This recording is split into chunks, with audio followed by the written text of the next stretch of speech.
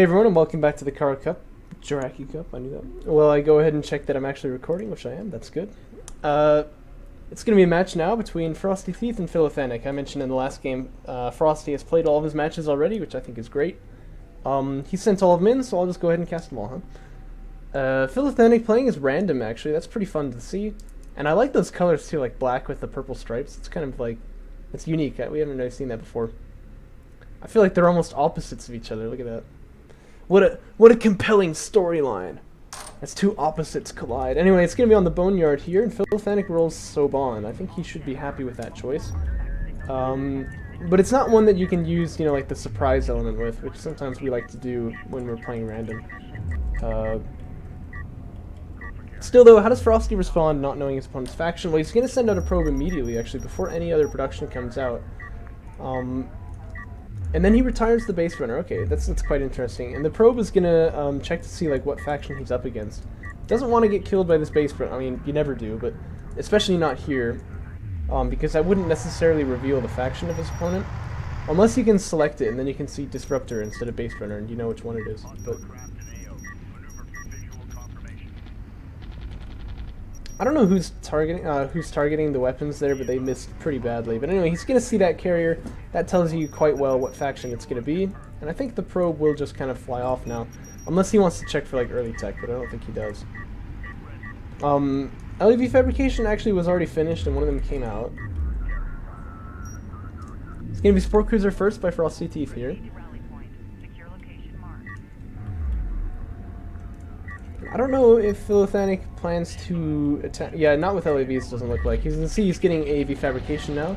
The probe is going to go down, and he saw an LAV, but only one. So it's not going to be obvious to him what the play is here from Philothanic, and that's probably good for Philo. Frosty now going to be sending his carrier off into that location, filling it up with some salvagers. And he's going to get AV fabrication early as well, but it's going to be a little bit later than his opponent by about 30 seconds. But I imagine by the time the first AVs are hitting from this side of the map, he's going to have his out already, if he makes them right when the tech is finished. And obviously he should, but he doesn't know that, yeah? So it's going to be difficult, or it'll be interesting to see what he chooses to do here. We know, of course, in the last game that Frosty played, he actually won doing this. He came in against, what's-his-face, against Mazrim with a bunch of LAVs and a turret, and then just, like, killed off with the support cruiser there. Saban don't have the turret, to be fair, but... definitely he's no stranger to the danger that... Ooh. Stranger to the danger. Anyway, that this could potentially pose to him. So, is Philo already making AVs? Yes, he is. Frosty's stacking up a lot of RUs, CUs here. I imagine he can go carry production right now if he wants to. But no, he's going to go into fighter and gunship. Okay. And that is kind of like the CVC meta, is to get fighter and gunship fabrication. Of the few things that have become meta in the mod, that's kind of one of them already. So yeah, that's probably a good choice here. I would get the carrier production upgrade though. See, he's getting heavy vehicles armor 1. That's good actually. But you want carrier production upgrade probably to be finished about when fighter and gunship is, so that you can then double produce them. So like right when this finishes, he should click on that, but not sure if you will. Yeah, it doesn't look like it. Well, like I was saying, by the time these AVs from Philothanic hit, they're already going to be out for Frosty. There's 2 of them, in fact, and he's got the armor 1 upgrade. Philo is going to, yeah, he'll have that pretty soon now.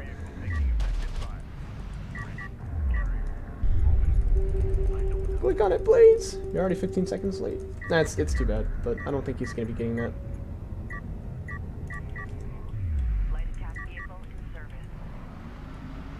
Yeah, Philo's still playing this on 1 base, but I don't really see what he's gotten from it just yet. Frosty definitely with the stronger economy. Production upgrade is now coming out. Strike Fighter's already on the way. And I don't know, I feel like this is going to go quite well for Frosty. He's not going to want to take this fight here. So definitely, being on high ground is actually good, but you want to smoke and get out of here. He's going to smoke and go deep. Oh boy. Not sure what I think about that. I think that definitely just takes away one of your defenders. Once he saw the 3 AVs, he's going to be like, oh, okay, he's actually going to attack me here now. By the way, extraction goes down for Philothanic, as well as Preserve 1. I don't think he needed that, but... oh dear, Frosty's is totally letting these AAVs through. He does have strike fighters. but that's not really what you want. You want to have your AAVs in that position, and then, you know, with the support cruiser there, you can win the fight on your base. This could get a little nasty. He's going to launch them immediately, that's what he needs to do, but yeah, he's going to have to evacuate the main base and perhaps then some.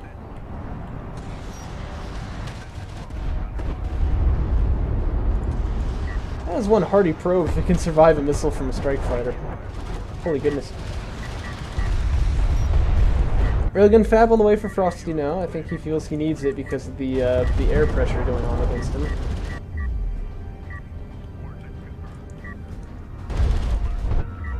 Or it's not the air pressure, the the AV pressure. You know what I mean by this, though. Charizard 1 just now coming out. I don't think he thought he needed it, but he's kind of realized his opponent's gotten through now. Although he may actually be fine here. Like, I don't think the Saluger's going to go down. So he did actually hold this off, but he's losing a lot of mining time, I'm sure you can agree. And as there is now a support cruiser finished for Philo, he's kind of equalized... Whoa, he's kind of equalized things, if you will. Excuse me, I'm hiccuping quite badly. Missile battery fabrication on the way now for Philothanic, so he's trying to get some anti-air, obviously. And it looks like the strike fighters are, or at least one of them is already getting sent out to attack those AAVs. So that is prudent. He wants to get anti-air as fast as he can. Once he knows his opponent has it, he's not going to be getting fighter and gunship. That's obviously quite a long tech, pretty expensive too.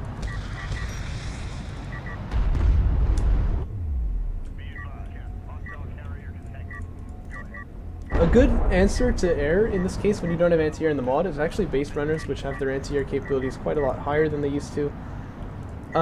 We've seen Descara do it with a lot of LAVs as well, but I don't think he's got the numbers for that.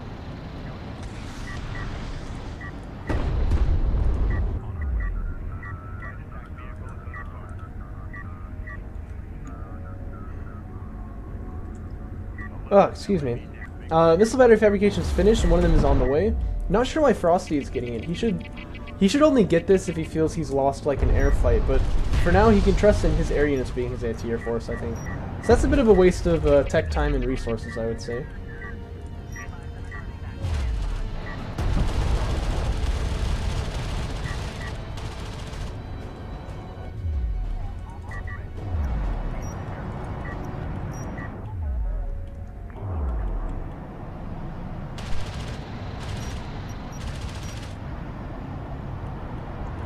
Philothanic just trying to drive Frosty out of his base.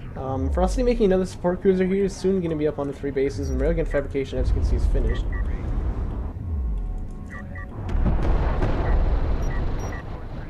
As it will be on the way for Philothanic. So yeah, his carrier going to move out to the 3rd, that's pretty standard. He'll want to fill out that base now about as fast as he can. He's definitely got the resources for it, so... But he's gonna make anti-air. See, I don't think you need this. I think it's a bit of an odd move there.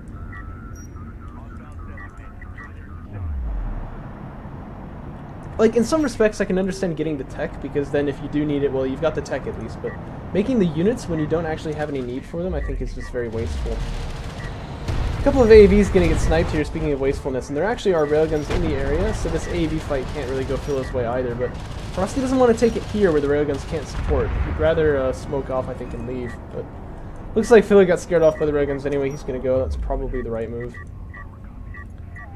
They're both on armor 2, so that's definitely fairly even in that regard.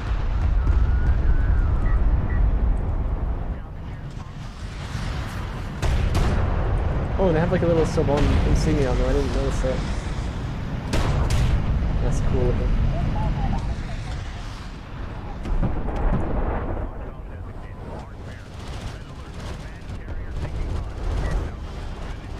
You know, I heard AAVs can kill a carrier in about 70 seconds if you have like 5 of them or something.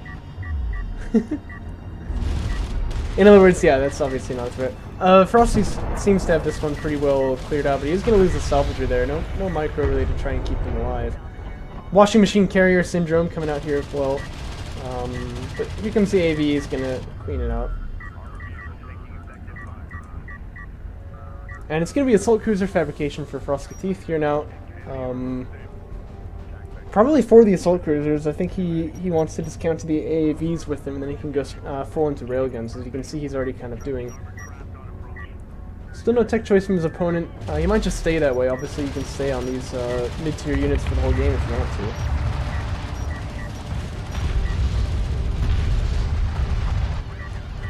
But I would be smoking this out if I were Frosty. I don't think you want to take this fight here.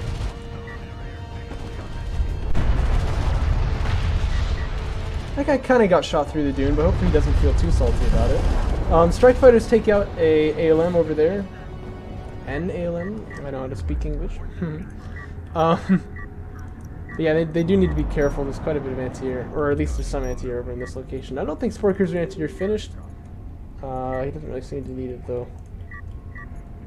Mag Accelerator coming out for Philothanic now, and that almost seems to suggest to me he wants to push. Or maybe he's just thinking it's that time of game, you know, it's time to get the damage up here from the railguns. Either way, though, those things are going to be more dangerous, but he's only got 2 of them, actually. He doesn't have nearly as many as his opponent. I'm wondering how many resources he's stacking. Yeah, quite a few. I don't know. I feel like perhaps a little too much, in fact.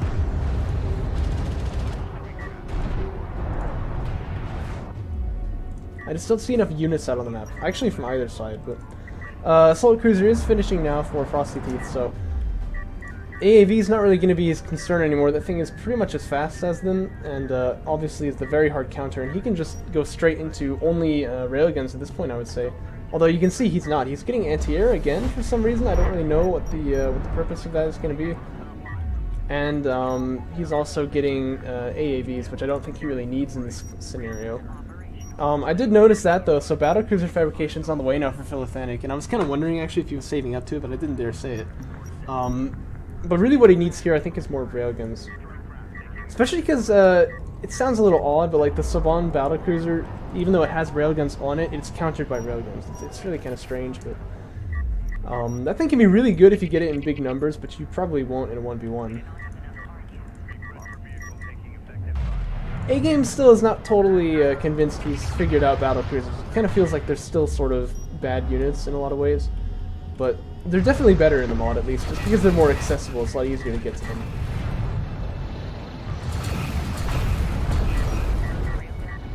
Yeah, see, look at this. This is so... No, no, no! Oh, you had his railguns, man. You should have stayed up here. Oh well, the Assault Cruiser is doing totally fine there. It looks like the Strike Fighters are not, but that's alright. But yeah, now this guy can just come back and heal. It's very good at stopping up like pushes, you know, how I say, like backstabs and stuff like that. It's very good at backstabbing itself too, because of course it's uh-oh, that's a dead Strike Fighter for sure. Anyway, it's also very good at stopping, or like being like the backstab unit, because it can kind of do it all on its own. It'll have trouble against railguns, but normally you don't leave railguns in the backlines. You want them up in the front where they can do as much damage as possible. So the Assault Cruiser can be very good in a lot of scenarios like that. But he definitely, like, he had these 2 railguns, so he should have just kept shooting at him. And now what he really needs to do is get it healed up too. But he's gonna move it out at this low health. I don't know. He has the Gaussian self-healing ability. He should probably just use that then, but because he's definitely safe for now. But I don't know about that. We got a lot of railguns over on this side, like 7 of them, yeah? How many does Philothanic even have in total? He's only got 4, and they're all damaged. And there are AAVs here too, so I mean, I don't feel like the LAVs are going to be able to do too much here. I feel like Frosty's army is just kind of superior in a lot of ways. And if it comes to a fight here, which it kind of is, he's definitely going to win it. And the missile batteries cluster mortar are not going to be particularly effective against these units. They all have quite a lot of armor, and quite a lot of HP too. I mean, there's like 4 of them here. That's crazy. I mean, he needed it for the anti-air, but now they look a little silly because they can't do too much, and there's like a really big backstab force here. Even though, in fact, I'm not even really sure which one I would call like the main army at this point. But yeah, again, this guy really should obviously just heal himself up, but that's all right. That's all right. And yeah, I mean, if I were Frosty, I would push in now on both sides. You know, you can take this fight. Like this one is yours. This one you don't even have any opposition. Just like push in. And the carrier's coming in too, so this is going to be the main branch of the attack, but either way, he's going to be pretty deadly. Prizer 3 on the way now, as well as an artifact extraction going to be attempted here. But yeah, Frosty, very indecisive. He's got to get in there, I mean, he's got it. If he'll just push on his opponent.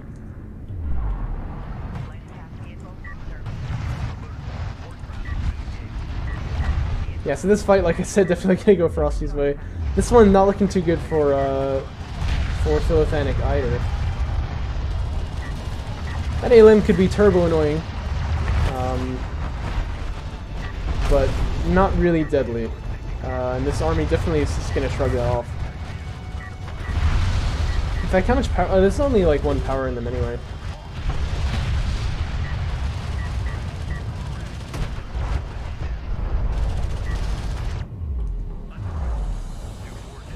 Oh, now he uses the self-healing. Maybe he didn't realize like how little health he was at.